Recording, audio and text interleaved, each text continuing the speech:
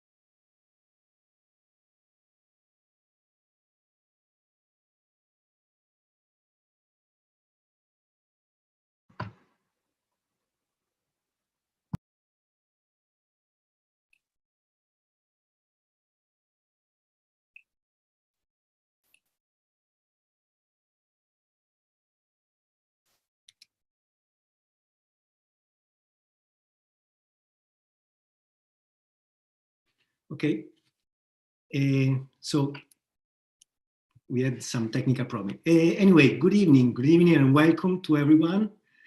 Good evening to our guests from Europe and from Kenya, and good morning, bon dia, buenos dias from our guests from Latin America. My name is Michele Maccari. I'm an independent consultant. And today we are here to talk. Anyway, good evening and welcome to everyone. Good evening to our guests from Europe and from Kenya, and good morning, bon dia, buenos dias from our guests from Latin America. My name is Michele Maccari. I'm an independent consultant. And today we are here to talk. Anyway, good evening and welcome to everyone. No problem. Good evening to our guests from Europe and from Kenya, and good morning, bon dia, buenos dias from our guests from Latin America. I apologize for some of the technical issues. I'll start by welcoming everyone and giving some very brief instructions and information for this this webinar. At the bottom of your screen, you see a little app with a globe, which is the interpretation app. You can click on that and you will see a link, a list of languages available. Just click the one that you will be hearing translations into from the different great speakers that we'll have today with us. I'll before giving the word back to Michele and have a short introduction. That you will be hearing translations. I'll from the different great speakers. I'll leave and over to Mattia from IFE, just to have ask him to give a welcome again. Mattia, over to you. Thank you.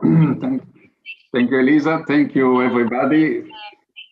It's really a great pleasure to be here today with some opening remarks. We as IFAD, we are extremely pleased for our long-term partnership with Slow Food, which now has reached more than 15 years. And we have done a number of things together. And I'm very pleased to be here today to discuss about some of the results emerging from the project that we are financing. The title is Empowering Indigenous Youth and Their Communities to Defend and Promote Their Food Heritage. Based on our partnership with Slow Food, a few years ago, we realized how important it is to focus on indigenous youth and to link this focus with a potential that is still there in all the procedure of slow food, which is the possibility to promote and take advantage of the food heritage that is existing in their communities. And while we were doing this design, we realized that we had to test an idea that personally I came to know years before, while I was working on another assignment in the Pacific. And when I attended a world conference in Modena, I believe, by the International Federation of Organic Agriculture Movement, IFOAM. They are, I think, the father of these participatory guarantee systems. They are those, father and mother. They are those who tested and introduced, first of all, this instrument. And this instrument is extremely important, and not only because it's an instrument that gives the opportunity to communities to take advantage and to increase the economic value of their food heritage products, to enhance the market opportunities. And but it's also a tool which goes beyond the economic value. It's an instrument that strengthens the community itself, leveraging the existing social capital that every community has.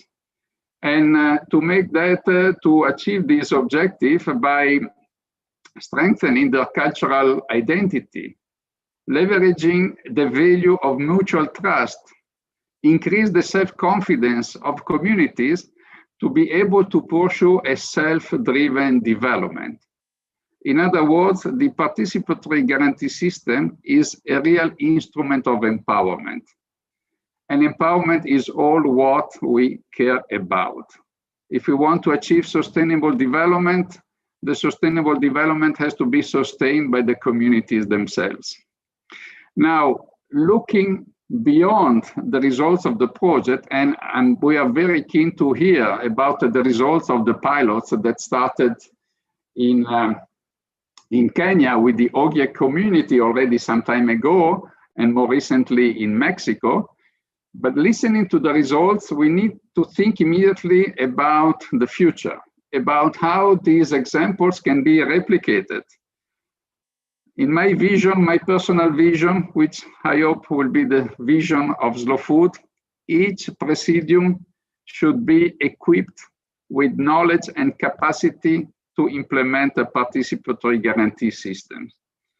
But in the more short term, next year we will have a unique opportunity because the UN Secretary General called for a global meeting, the Food System Summit, which will be a golden opportunity to showcase the importance of this instrument. And again, I very much look forward to partner with Slow Food in order to be able to showcase that. And in order to do that in a most effective manner, we need to engage it with the protagonist of this exercise.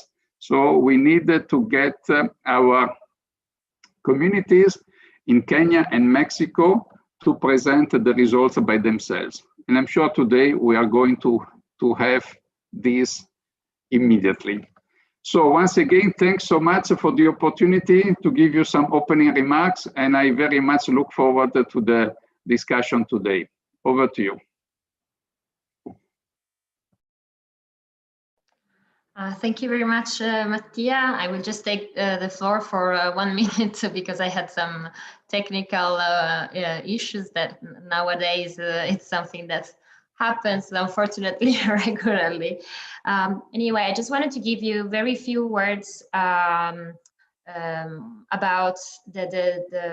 the path that Slow Food has done and why we are here today. So this conversation about participatory guarantee systems started 2 years ago at Terra Madre, where we started to discuss whether this could be a tool to actually guarantee a certain level of quality for our product and for our projects mainly. So this is why we started, we wanted to start it in a participative way since the day one. So we started with a forum in Terra Madre 2018, and then we started thanks to the pilot project developed within the IFAD project with a workshop on the ground, on the field, with the activities on the fields, thanks also to the local, our Slow Food local staff.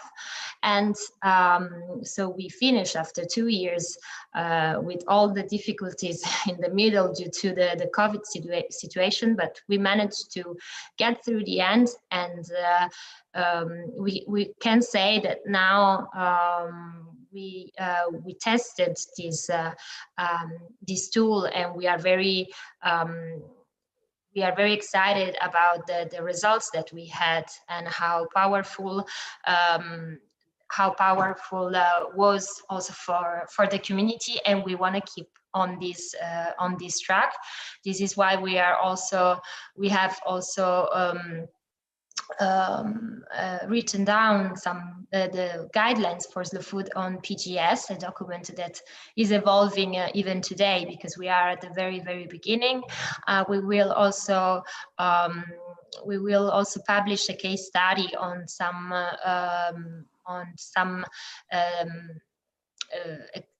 pilots that we have done in Italy. So the work is continuing, but we wanted to be here today to show what we already done, and which could be the future of this tool for slow food. So I will leave then now all the floor to Michele, and I don't want to interrupt you. And thanks, Michele, for being here to moderate the session.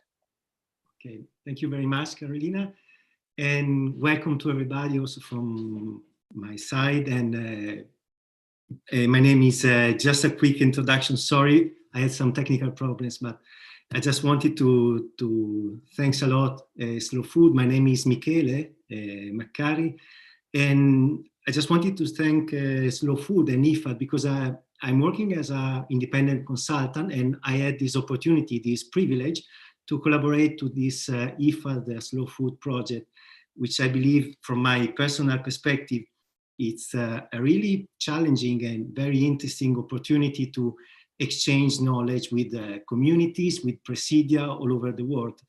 And the main topic was, again, related to the participatory guarantee system. So actually, Slow Food has taken this decision to start developing this system for control to provide a guarantee to Presidia worldwide. So we are talking about around 600 Presidia. And the idea was exactly to start with this pilot project in 2 countries that are Kenya and Mexico. And the idea was exactly to work on this concept, the main concept of PGS, which are based on some basic concept, but the most important, at least to me, are the concept of trust, transparency, and knowledge sharing. So this is the reason why today, we are here to talk with you and to listen also to the participants. The idea is exactly to share knowledge, to exchange experiences, to identify the best practices, because what is really interesting in the PGS is that despite it is a technical instrument, a technical tool to provide control, it is also a very flexible tool. And we have altogether the opportunity to learn from each other.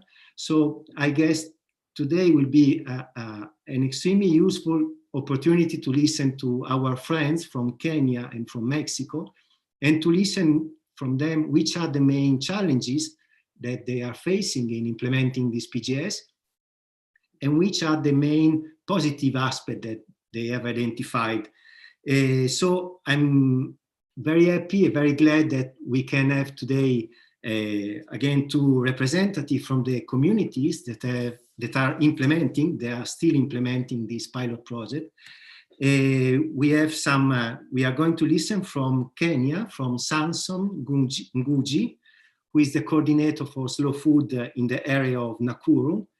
And from Mexico, we will listen to Horacio Torres de Ita, and we are very looking forward to listen from them, which are the again, the main experiences that they are facing, the main challenges that they are facing in implementing.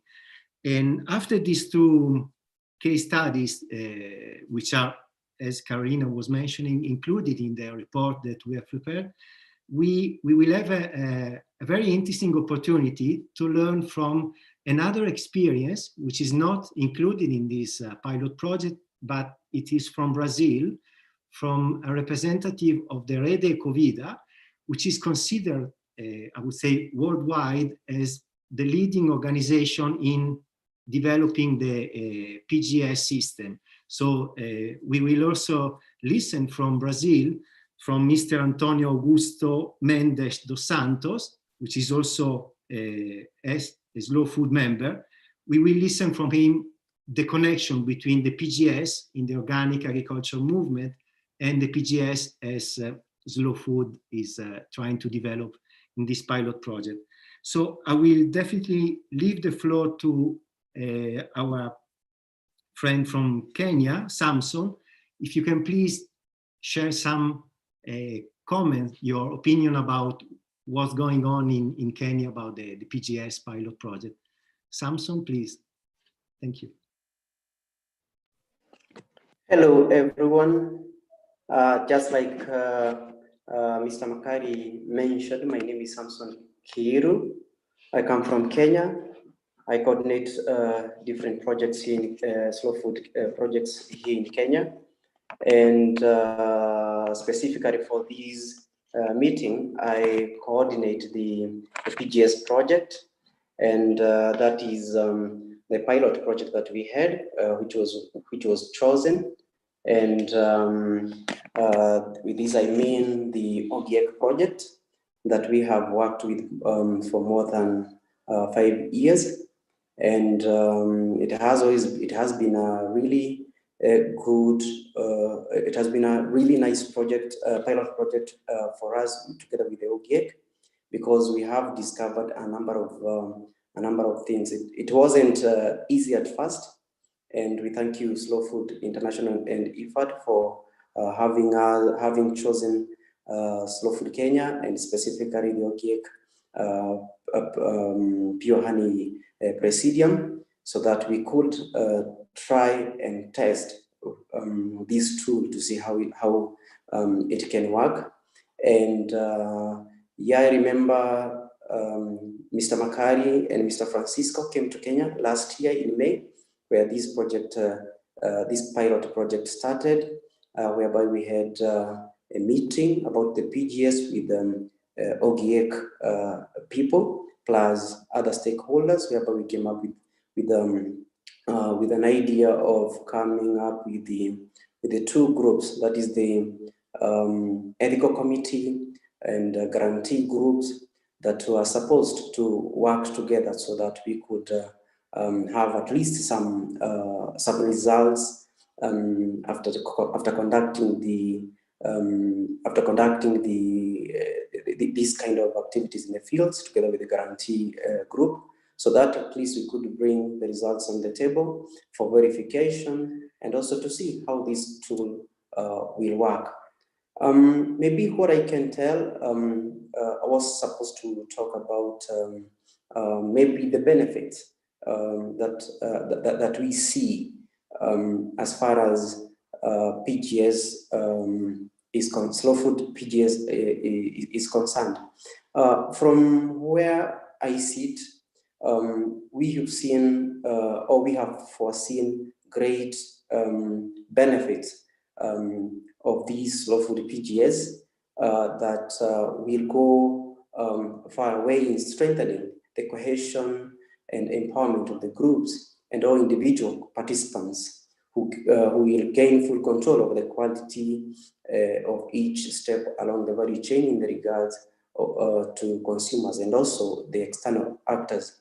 We also believe that this one is going to enhance knowledge among members about the PGS itself, and as well as about technical and marketing aspects of the production process.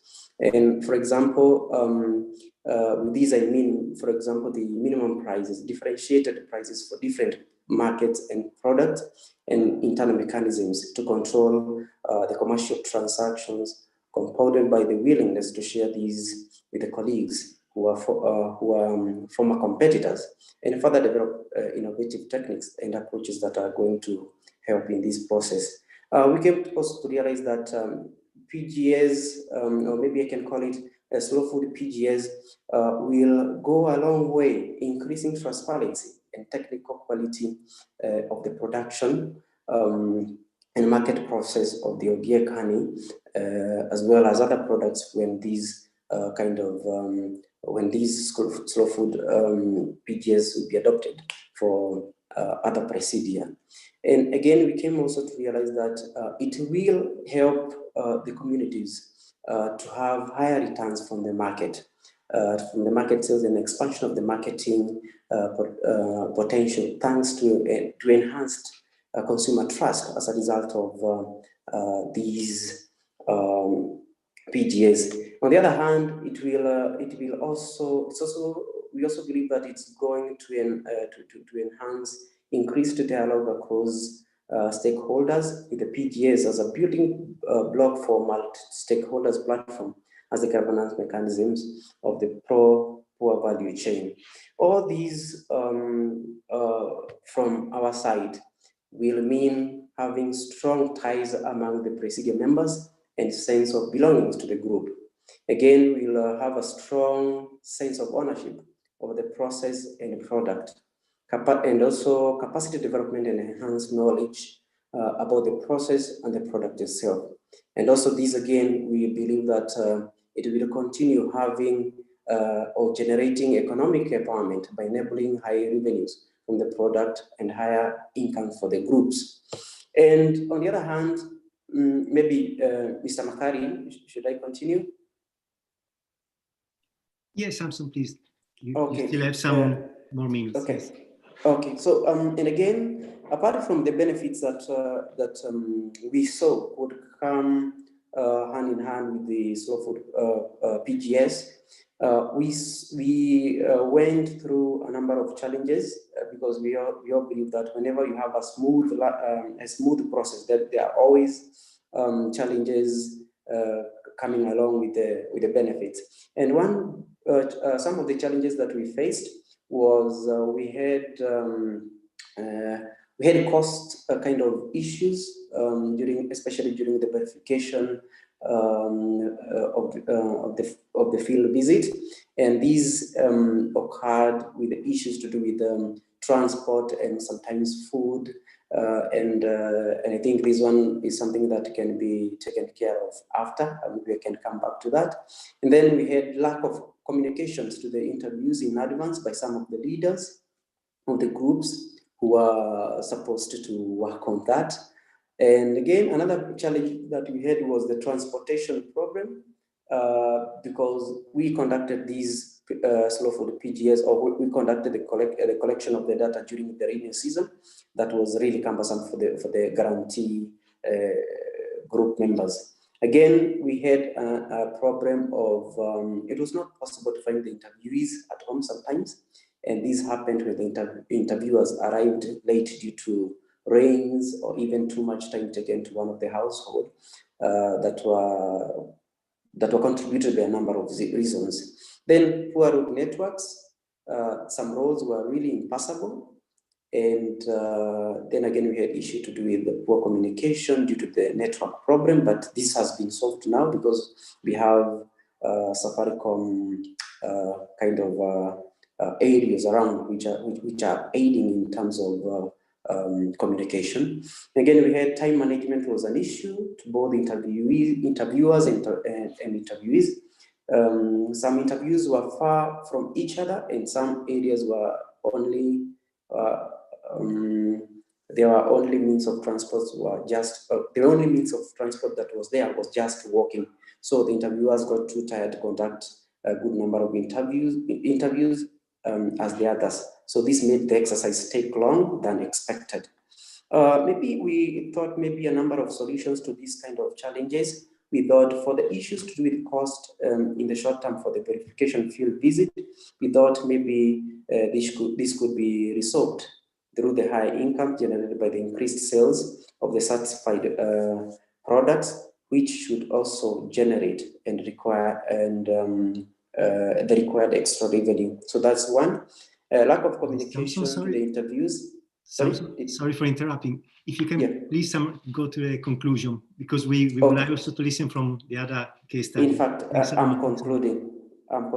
Thank you. So another problem was that the lack of communication to the interviews in advance by some of the leaders of the groups who are given that job and time management.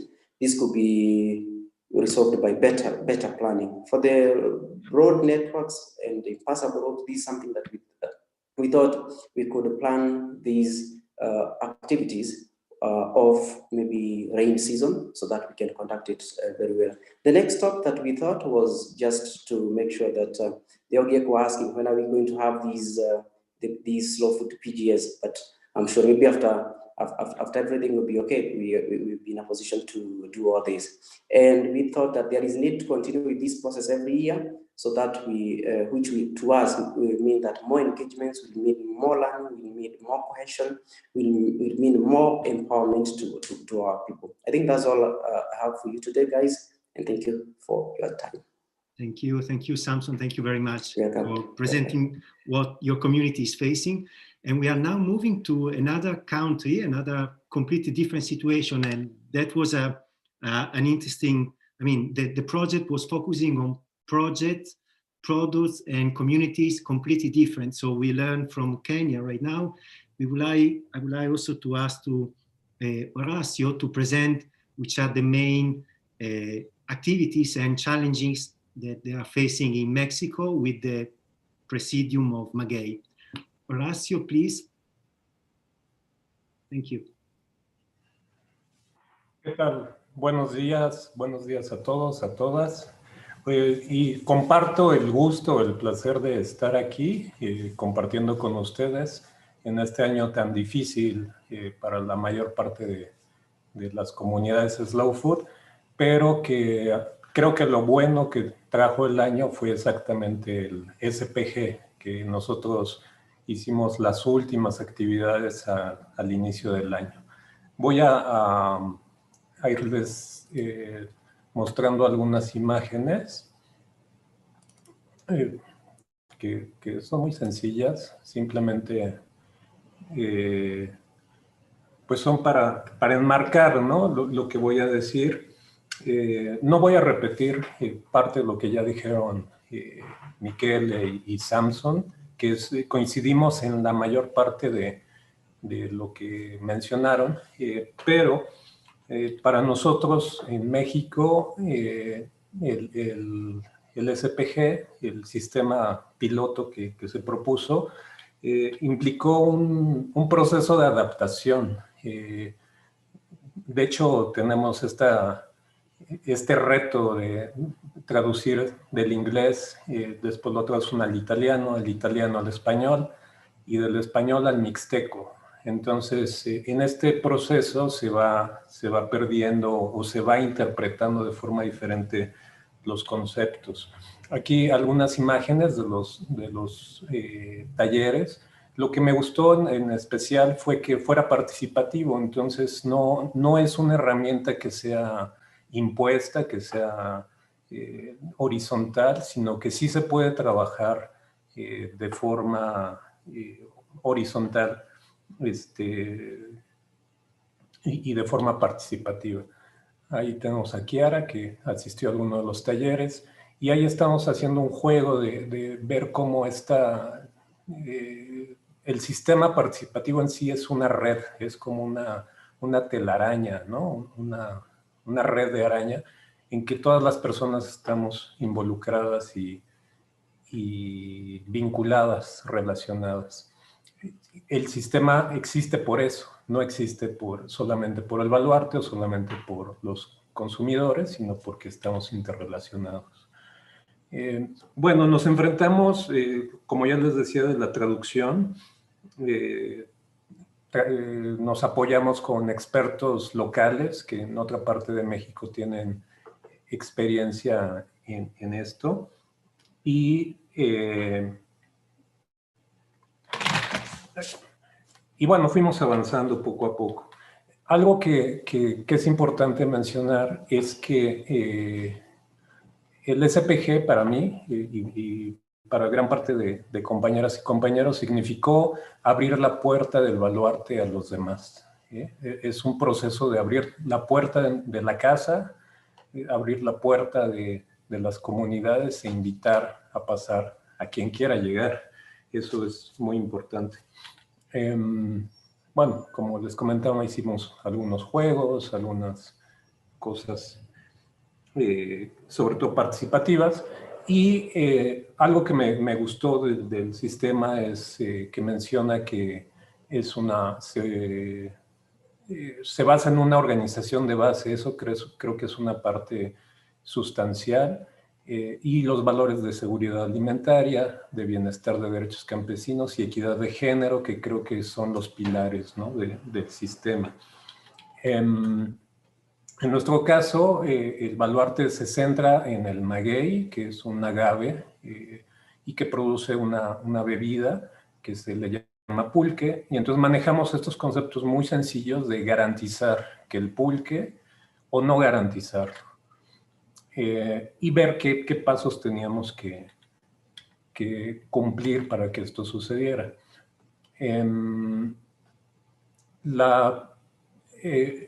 Bueno, como pueden ver acá, perdón, es que le hablo a la computadora solamente y luego siento un poco raro.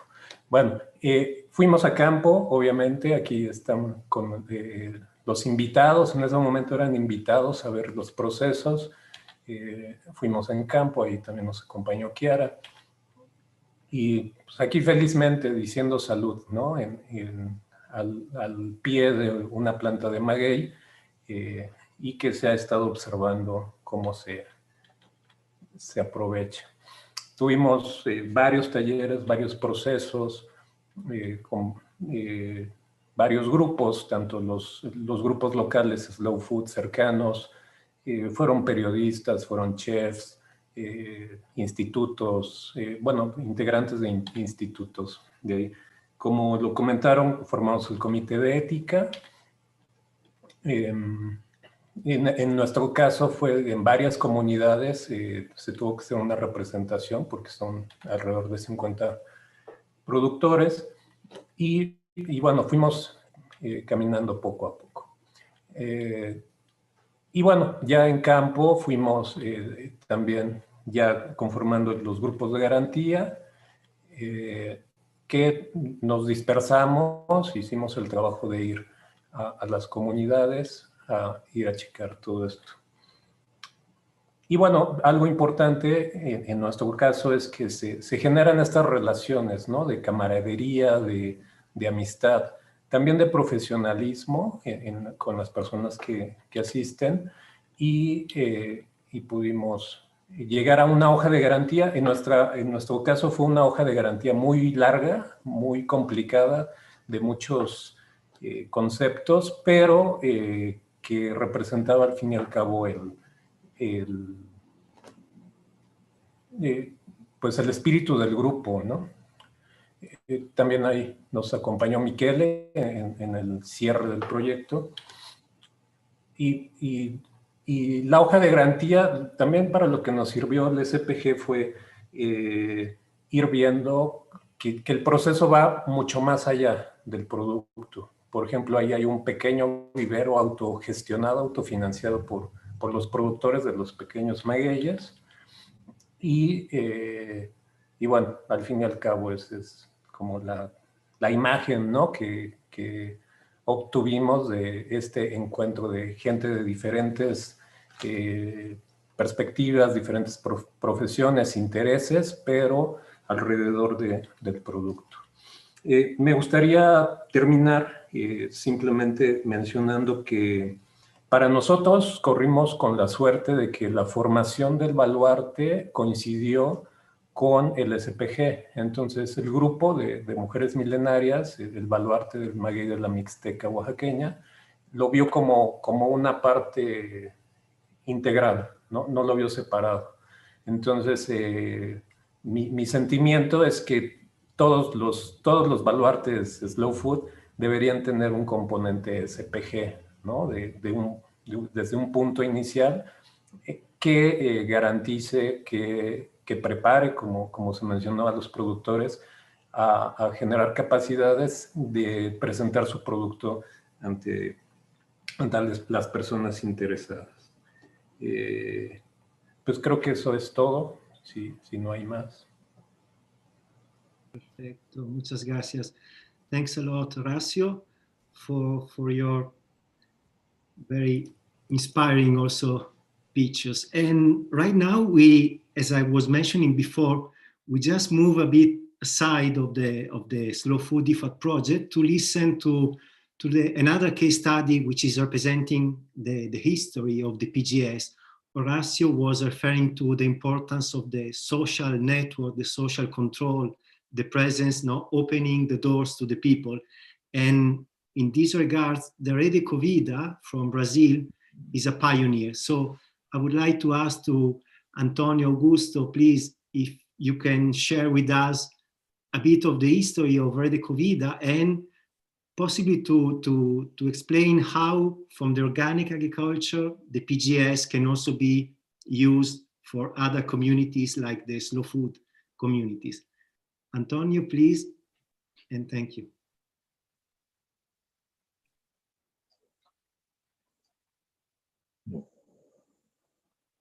Olá, boa tarde.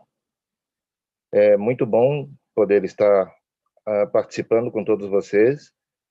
E falar da rede Covid e falar do slow food é, como a gente diz no Brasil, chover no molhado, porque são duas entidades que caminham e buscam com muita semelhança os objetivos em relação à segurança alimentar e nutricional do planeta. Quando falamos da Arca do Gosto, como falamos das ações do slow food, a Aliança dos Cozinheiros, todos esses atores somados, junto com nós que estamos agricultores certificados ou não certificados, porque também valorizamos aqueles que produzem de forma agroecológica, mas não querem certificação, pois entendem que assim para eles está bem. E vamos dizer que começou aqui em Santa Catarina a história da Rede Ecovida, e no final da década de 80 e no começo da década dos anos 2000, iniciou a Associação Ecovida de Certificação Participativa, em que nós temos aí uma pessoa que é um expoente, que roda o mundo inteiro falando sobre certificação participativa, que é o Laércio Meireles, que é um camarada assim fantástico, como tantos outros dentro da rede Ecovida. Esse ano atípico para nós aqui, a questão do Covid foi bastante complicada, mas em contrapartida a gente encontrou nos grupos do Slow Food ações voltadas para acalentar, para ajudar os agricultores. Então nós tivemos, por exemplo, em Florianópolis, a criação de um grupo para compras coletivas dos produtos nossos, especialmente produtos também da Fortaleza do Butiá, da Fortaleza da Farinha. Nós aqui fazemos parte da Associação Brasil de Slow Food, e eu estava como responsável pelos convívios, e temos a dona Catarina, que estava responsável pelas comunidades. Então, é um estado de forte atuação. E isso foi muito primordial para que a gente, com essa ajuda, com esse olhar da Aliança dos Cozinheiros, pudéssemos estar superando, de certa forma, essa situação aí de doença do planeta. Mas a gente acredita que poderemos seguir a partir de 2021 com um novo olhar, com uma nova perspectiva. A rede, na verdade, nós já éramos da Rede Ecovida quando fomos criar a Fortaleza. Então, nós temos bastante agricultores e agricultoras dentro da rede. Ouvi com muita atenção os companheiros do Quênia e do México, quando eles falam da questão da confiança. Realmente é o que move, né? A certificação participativa é a confiança. Nós temos aqui também a questão da paridade. Dentro dos nossos grupos, a rede é formada por grupos. O meu grupo chama Terras de Anitta, porque ele está inserido num local chamado Laguna, região do Complexo Lagunar, em que Anitta Garibaldi, junto com José Garibaldi, estiveram por aqui e deixaram história. Ela que é considerada a heroína dos dois mundos no Brasil e na Itália. Então, colocamos o simbólico nome de Terras de Anitta justamente para englobar todos aqueles agricultores e pessoas que fazem parte da fortaleza do Butiá, do litoral sul catarinense. E essa questão da paridade é muito importante porque a mulher precisa, e é a protagonista da agroecologia, estar realmente como protagonista. Então, no nosso grupo, nós temos a Silvete, que é a coordenadora, no núcleo temos a Cirlei, que é a coordenadora, o que saiu anterior foi coordenadora, e nós entendemos que esse é um caminho importante, né? As mulheres à frente na questão da agroecologia. Nós aqui, junto com o Slow Food, tivemos algumas ações que foram muito, como eu posso dizer, positivas, né? Nós, a partir de 2015, nós tivemos um evento, a cada 2 anos a Rede Ecovida se junta num evento chamado Encontro Ampliado da Rede Ecovida. E em 2015 nós tivemos uma participação do Bernardo Simões, que é um cozinheiro, numa oficina da Rede Ecovida, nesse encontro. E foi um sucesso. E a partir daí entendemos que o Slow Food deveria estar presente nos outros eventos. Em 2017 foi feito refeições para perto de 2.000 agricultores e agricultoras e perto de 8.000 refeições, todas elas agroecológicas orgânicas. Então, isso marcou muito. Agora, em 2019 também teve. Cada edição é num estado aqui no Sul. Hoje nós somos perto de 4.000 famílias que fazem parte da Rede Ecovida, Paraná, Santa Catarina e Rio Grande do Sul, e aproximadamente 2.500 famílias certificadas, produzindo uma gama enorme de produtos.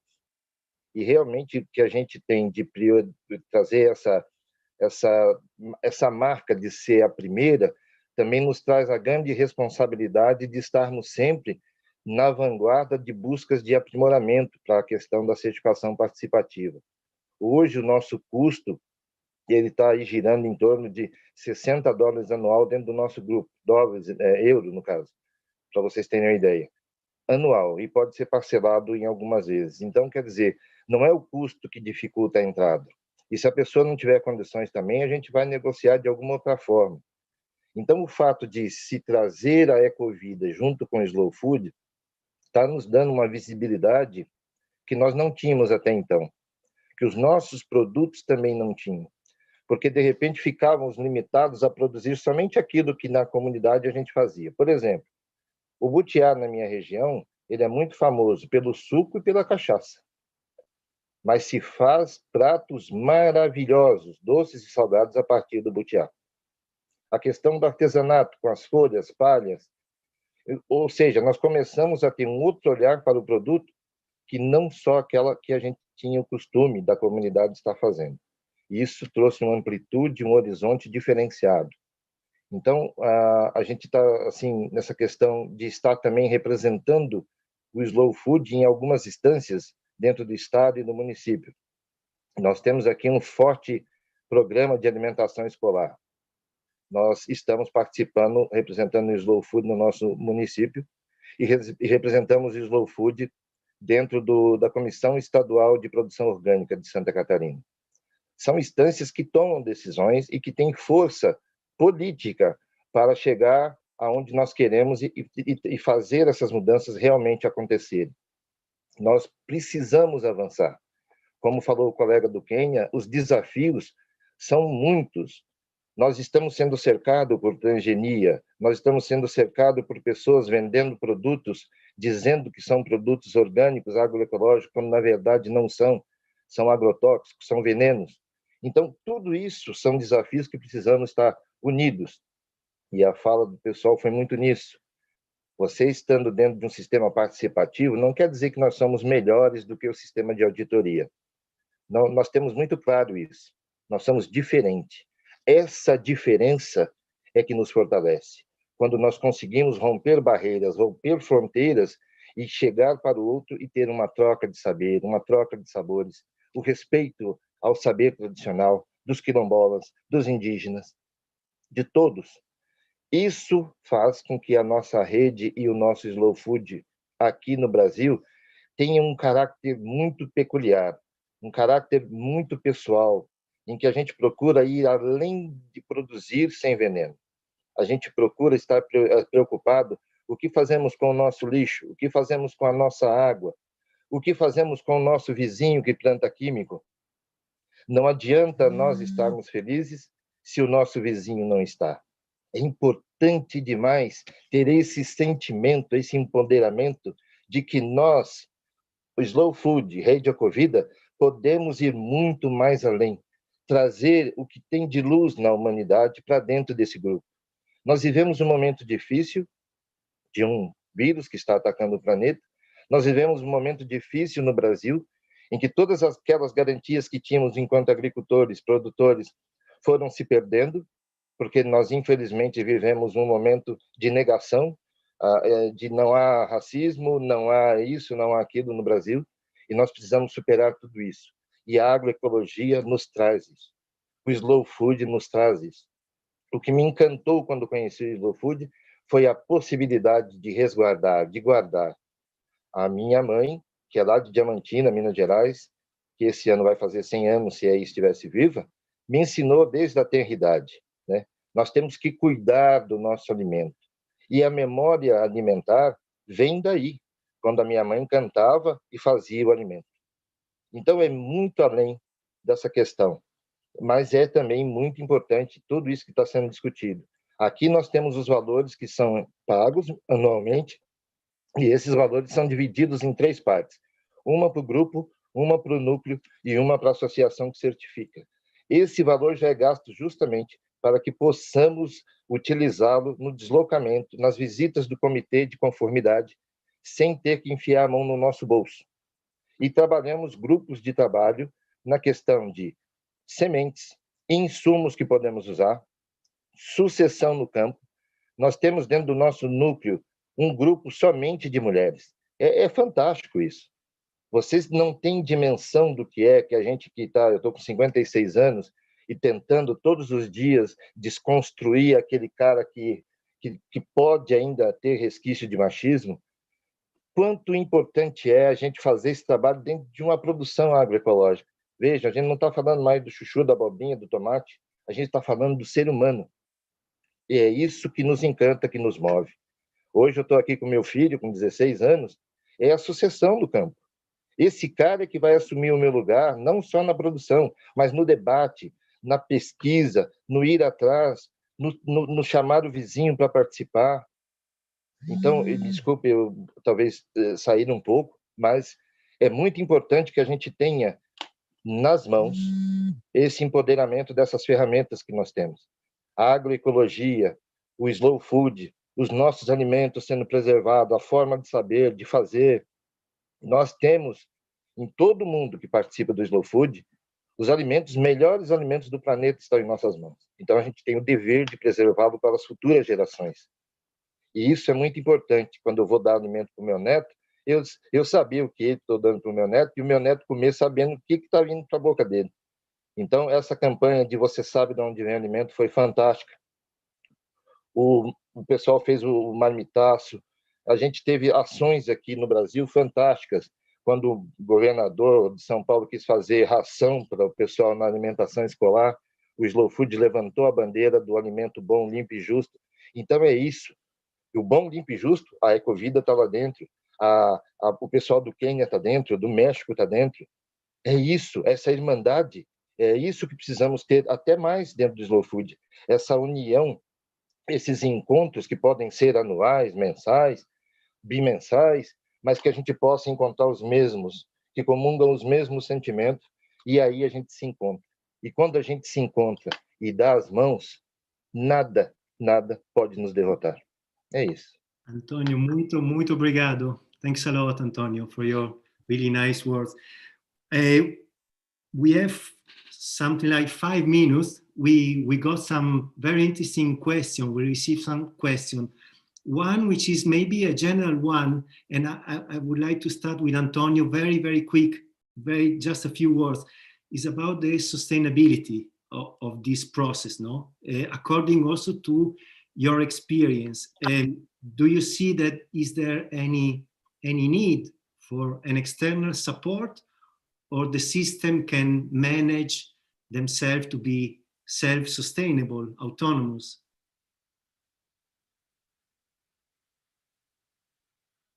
Eu acho que cada caso é um caso.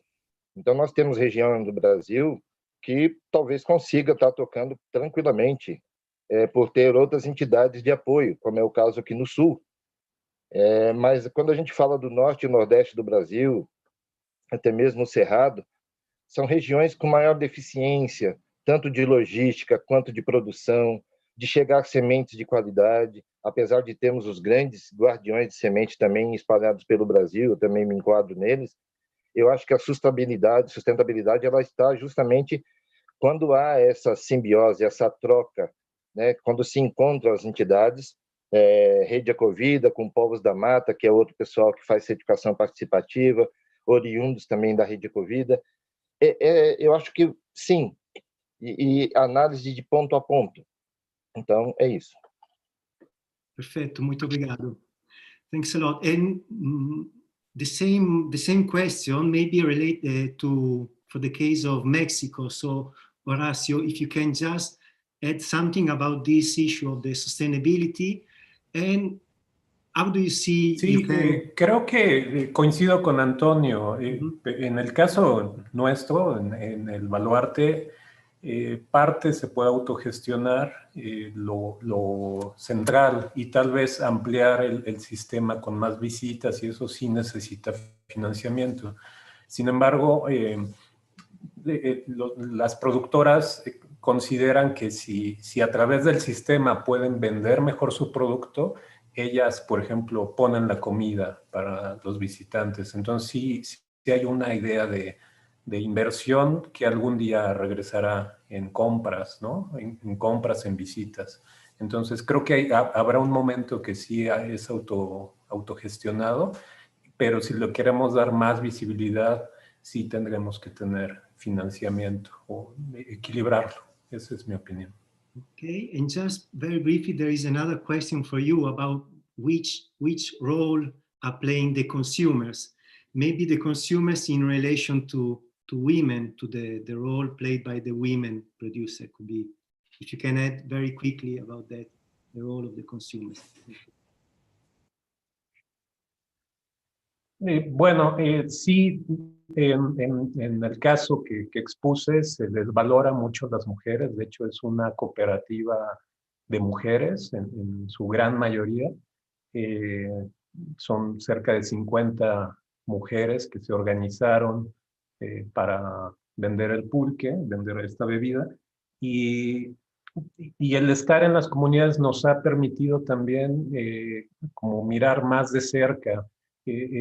Corremos el riesgo de que el Baluarte, el sistema deje fuera mujeres, por ejemplo, solteras, viudas, divorciadas, madres solteras, y eso creo que también es responsabilidad de Slow Food, del Baluarte, del sistema, ver mecanismos de inclusión de estas mujeres.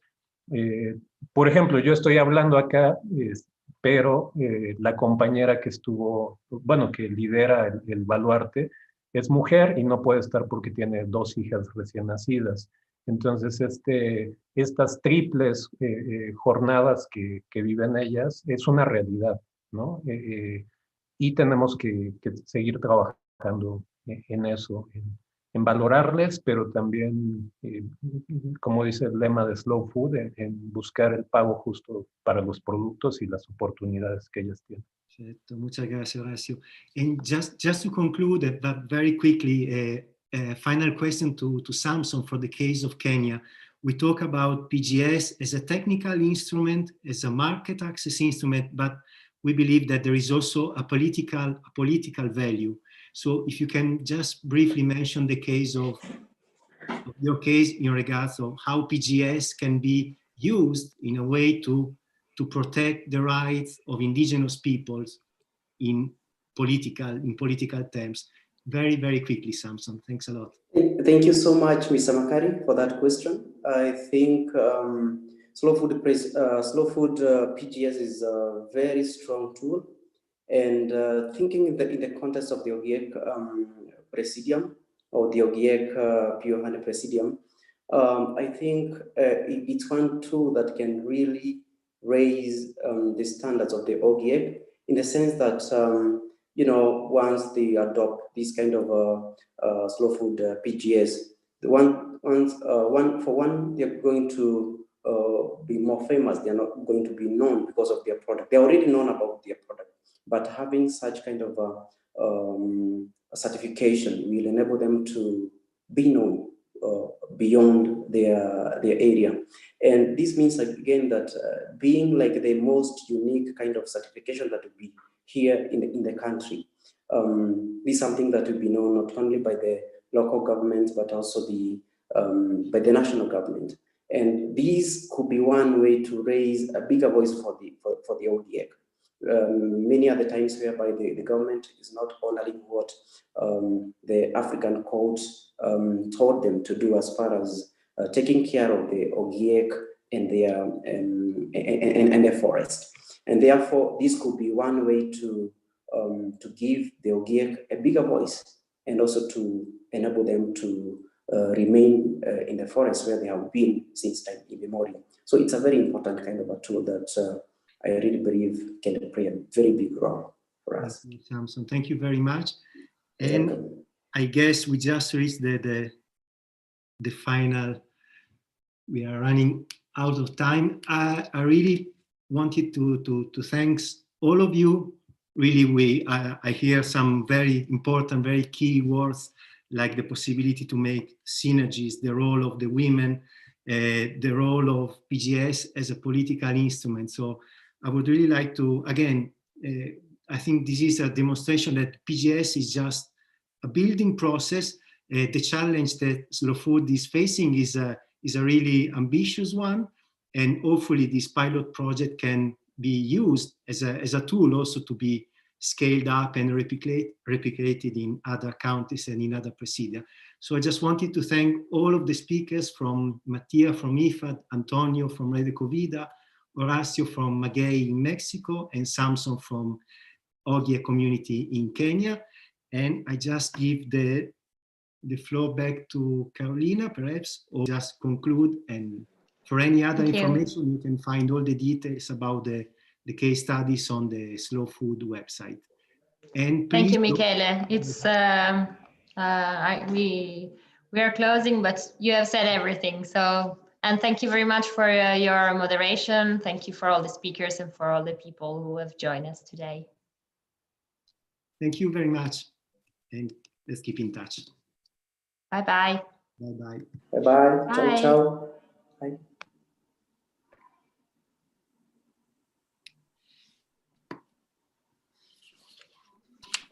The future of our planet is decided at the table, in our daily food choices. What do we know about what we eat? How do we choose? Where do we buy it? You can make a difference and contribute to Michele, Maccari, access to food that is good. Eating must be a pleasure for everyone. We all have a right to food that is healthy, natural, fresh, and seasonal. Clean. Being aware helps us to choose food that is good for our health and the health of our planet. Fair. Knowing our food means making choices that are fair to us, to the producers, and to future generations. Slow Food has been working for over 30 years to defend biodiversity and fight the climate crisis by promoting good, clean, and fair food for all.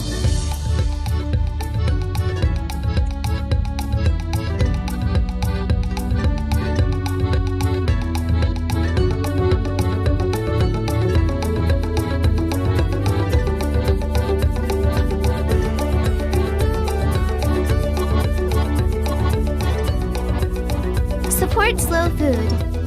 Let's act together for the common good. Go to donate.slowfood.com/en and follow us at terramadreselunadelgusta.com.